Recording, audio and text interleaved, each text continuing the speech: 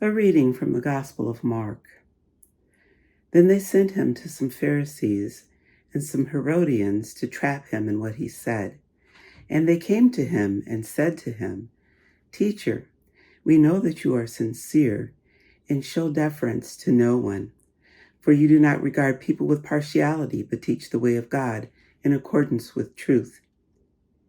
Is it lawful to pay taxes to the emperor or not? Should we pay them or should we not?" But knowing their hypocrisy, he said to them, "Why are you putting me to the test? Bring me a denarius and let me see it."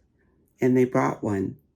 Then he said to them, "Whose head is this, and whose title?" They answered, "The emperor's." Jesus said to them, "Give to the emperor the things that are the emperor's, and to God the things that are God's." And they were utterly amazed at him. So here in today's gospel, we find the religious leaders once again attempting to trap Jesus in something that he says. They bring up this divisive issue of whether or not people should be giving honor to government officials or not. And Jesus manages once again to sidestep such a thorny issue just by pointing out the truth to them.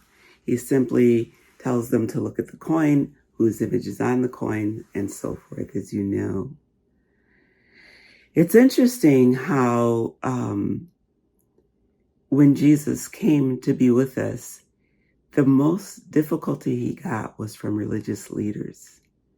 It's really disheartening, actually, to think of it, because those who are supposed to represent him were the people who gave him the most difficulty, and indeed the people who saw to his death. I think it's very important for each and every one of us to search our hearts regularly, to check to see what it is we are doing in following Jesus. Are we following Jesus because he is the Son of God and the author of our salvation?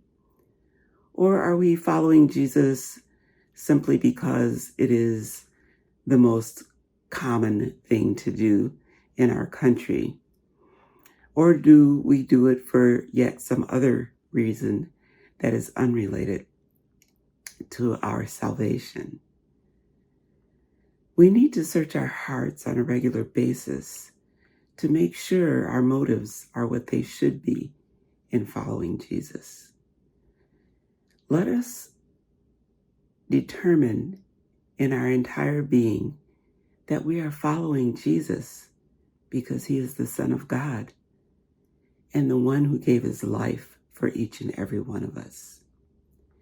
If we can keep that in sight, then we can also feel the urgency of helping others to come to meet this Jesus, to come to give their lives to this Jesus who gave his very life for our lives. Amen.